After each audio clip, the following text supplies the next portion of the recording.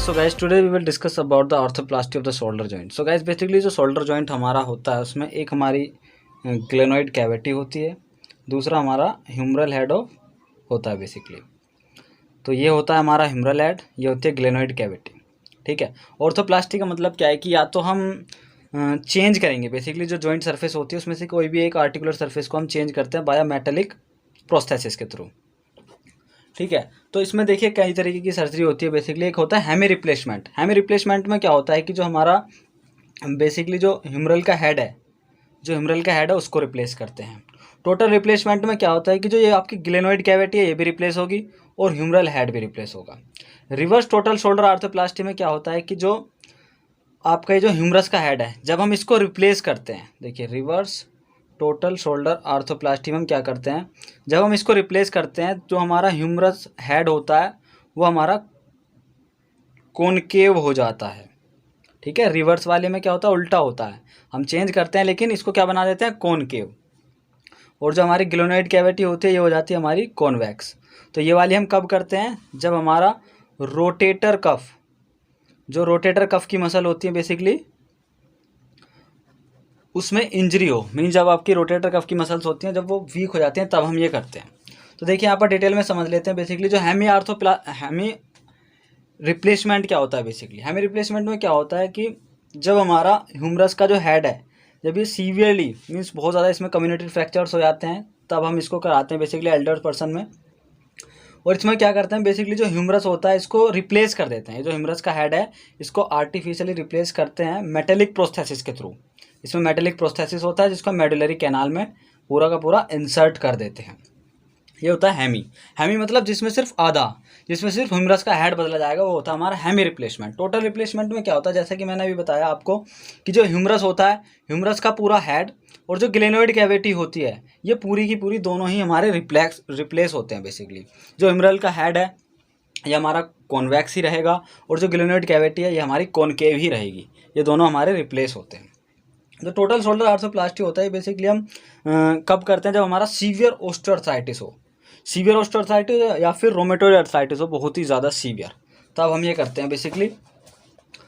और जो रिवर्स वाला है जैसा कि मैंने अभी आपको बताया, बस रिवर्स वाले में आप एक चीज़ ध्यान रखना कि जो रोटेटर कफ आर्थ्रोपैथी होती है बेसिकली उस कंडीशन में हम रिवर्स टोटल शोल्डर आर्थोप्लास्टी करेंगे। आपको सिर्फ इतना ही समझना है इसमें भी। ठीक है। अब हम बात करते हैं इसके पीटी मैनेजमेंट की। देखिए क्वेश्चन आता है टीएसए पर, टोटल शोल्डर आर्थोप्लास्टी पे क्वेश्चन आता है बेसिकली। इसका पीटी मैनेजमेंट पूछता है।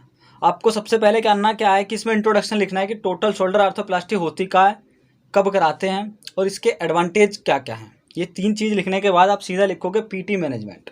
ठीक है। तो पीटी मैनेजमेंट में क्या करोगे, आप हल्का सा इंट्रोडक्शन दोगे शोल्डर जॉइंट के बारे में कि शोल्डर जॉइंट जो होता है हमारा बेसिकली अनस्टेबल होता है।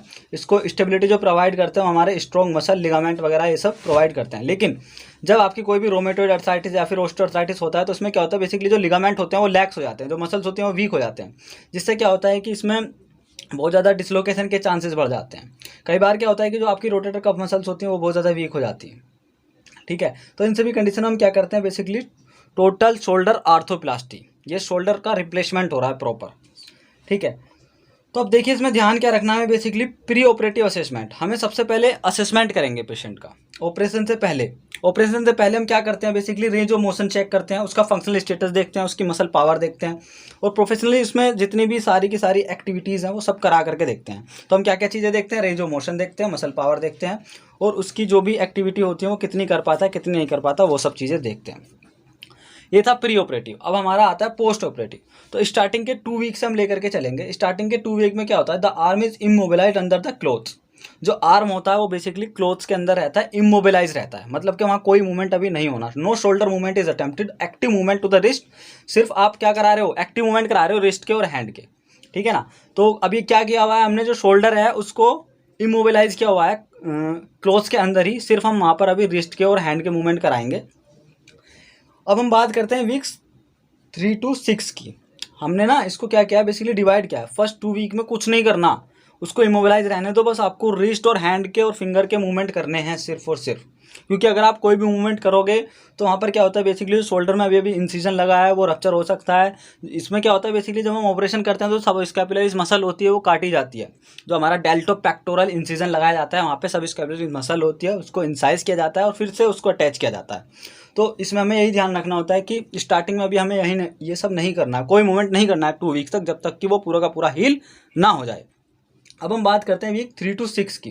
तो ceiling can be Warne outside. अब क्या करते हैं हम, सिलिंग्स को कपड़ों के बाहर से पहन सकते हैं। ग्रेजुअली धीरे धीरे हमें मोबिलाइजेशन स्टार्ट करना होता है। रिलैक्स पैसिव स्विंगिंग मूवमेंट हम देते हैं basically. Abduction adduction can be initiated in ceiling. जो उसने सिलिंग पहनी हुई है उसी में हम हल्का सा एबडक्शन एडक्शन करा सकते हैं, लेकिन बहुत ही स्मॉल रेंज के अंदर, मीन्स हल्की फुल्की रेंज के अंदर ही हम कराएंगे। और जो उसको अगर हम हो सकता है तो CPM अप्लाई कर दे, कंटिन्यूअस पैसिव मूवमेंट। एक ऐसी मशीन होती है जिसमें हम शोल्डर को फिक्स कर देते हैं और वो कंटिन्यूली पैसिव मूवमेंट करती है। ठीक, उसके बाद हम क्या करते हैं, धीरे धीरे जब थोड़ी सी स्ट्रेंथ आने लगती है तो एक्टिव असिस्टेड फ्लेक्शन एक्सटेंशन कराना शुरू कर देते हैं उसको। Abduction adduction are initiated with the patient in supine position. Patient supine में है, उसको हमने क्या कराया, फ्लेक्शन कराया, एक्सटेंशन कराया, एबडक्शन कराया, एडक्शन कराया, सारे के सारे मूवमेंट कराते हैं। लेकिन उसके सारे के सारे आर्म का जो वेट होता है वो थेरेपिस्ट अपने हैंड में लेकर के रखता है। इसमें हमें ध्यान ये रखना होता है कि बेसिकली जो रेंज ऑफ मोशन है उसको हम 90 डिग्री से ऊपर लेकर के नहीं जाएंगे अभी 3 to 6 वीक के अंदर अंदर। तो थेरेपिस्ट क्या करता है बेसिकली, स्टेबलाइज करके रखता है शोल्डर को और प्रॉपर वहाँ पर मूवमेंट कराता है। तो इसमें हमें करना क्या होता है बेसिकली, रेगुलरली हम धीरे धीरे हल्का हल्का रेंज ऑफ मोशन बढ़ाते चले जाते हैं, स्विंगिंग मूवमेंट कराते चले जाते हैं। और जैसे ही थोड़ी सी स्ट्रेंथ आती है फिर हम वहाँ पर रेजिस्टेंस अप्लाई करने लगते हैं थोड़ा थोड़ा। ठीक है, पैसिव रेंज ऑफ मोशन हम क्या कराते हैं basically, 90 to 120 degree of the flexion elevation and 70 to 90 degree abduction. तो फ्लेक्शन हमें कितना रखना है बेसिकली, फ्लेक्शन 90 to 120 डिग्री, और जो एबडक्शन होता है उसको हम 70 to 90 डिग्री तक ही रखते हैं 3 to 6 वीक। ये वीक्स याद रखना बहुत ज़रूरी है। कोई भी क्वेश्चन आता है उसको फेज में डिवाइड कीजिए, प्रॉपर अपने माइंड में एक सेट कर लीजिए कि कितने महीने में ठीक होने वाली कंडीशन है, उसके हिसाब से आप फेजेस को डिवाइड कर दीजिए और खुद ही सोचिए कि स्टार्टिंग में क्या करना होता है। सब जैसे जैसे स्ट्रेंथ आएगी वैसे वैसे स्ट्रेंथ बढ़ाते चली जाइए, रिपीटेशन बढ़ाते चले जाइए। ठीक है, तो अब देखते हैं आफ्टर 6 वीक, मतलब इसको 1.5 महीना पूरा हो चुका है। तो अब हम क्या करते हैं, passive range of lateral rotation. देखिए अभी से पहले इन्होंने कोई भी लेटरल रोटेशन नहीं कराया था, लेकिन अब ये क्या करा रहे हैं, lateral rotation. Lateral rotation to initiated gradually beginning with the arm by the side of the body. Arm को साइड में रखना है और फिर धीरे धीरे लेटरल रोटेशन कराना है पेशेंट को। और the other movement to be progress to active resisted regimen with by the side of the body. मतलब कि जो भी आप मूवमेंट कराओगे साइड में रख करके ही कराओगे। फिर हम धीरे धीरे क्या करते हैं, पैसिव स्ट्रेचिंग करना स्टार्ट कर देते हैं। Passive stretching hold relax technique जो होती है PNF की, उसको लगाते हैं ताकि थोड़ा थोड़ा रेंज ऑफ मोशन आने लगे।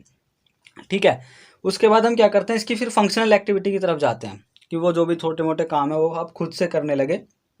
ये सारी की सारी चीज़ें करते हैं, उसकी प्रॉपर रेंज ऑफ मोशन को अचीव कराते हैं। उसमें मसल की पावर जो है उस सबको हम बेसिकली 10 to 12 वीक्स तक प्रॉपर अचीव करा देते हैं। ठीक है, तो इसमें हमने क्या देखा कि जो स्टार्टिंग है इसके फेज़ की वो है 2 वीक से। आफ्टर 2 वीक से स्टार्ट करोगे, फिर 3 to 6 वीक का एक बना दो फेज़, फिर आपका 6 वीक का रहेगा, मतलब 6 वीक से बाद का फिर 10 to 12 में ये पूरी कंप्लीट रिहैब इसका हो जाएगा। मतलब प्रॉपर स्ट्रेंथ इसके अंदर आ जाएगी, फंक्शनल एक्टिविटी करने लगेगा। अब इसमें हमें ध्यान क्या रखना है बेसिकली, शोल्डर आर्थोप्लास्टी में ध्यान ये रखना है कि हमें कोई भी हमारा एबडक्शन एंड एक्सटर्नल रोटेशन वाला मूवमेंट नहीं कराना है। ठीक है, कॉम्बिनेशन में कोई मूवमेंट नहीं कराना है इसको, एबडक्शन और एक्सटर्नल रोटेशन वाला और एडक्शन और इंटरनल रोटेशन वाले मूवमेंट नहीं कराने। जब आप इसको हेडिंग बना करके लिखोगे ना प्रिकॉशन में, तो एग्जामिनर आपको ज़्यादा नंबर देगा। तो ये पॉइंट बस ध्यान रखना है आपको कि उसको एबडक्शन एक्सटर्नल रोटेशन साथ में नहीं कराना, एडक्शन इंटरनल रोटेशन साथ में नहीं कराना। ठीक है, सो इस तरीके से गाइज हमारा कंप्लीट होता है टोटल शोल्डर आर्थोप्लास्टी। बेसिकली इसमें हमने 3 चीज़ें देखी, हेमी आर्थोप्लास्टी देखा, टोटल शोल्डर आर्थोप्लास्टी देखा और रिवर्स शोल्डर आर्थोप्लास्टी देखा। गाइज वीडियो में स्पीड मैंने थोड़ी तेज़ रखी है क्योंकि अभी समय कम है सभी के पास, तो वीडियो को शॉर्ट बनाने की कोशिश की है।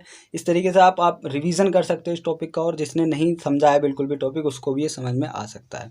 सो गाइज यदि ये वीडियो अच्छा लगा तो प्लीज़ अपने दोस्तों के साथ शेयर कीजिए। Thank you so much for watching this video. Thanks a lot.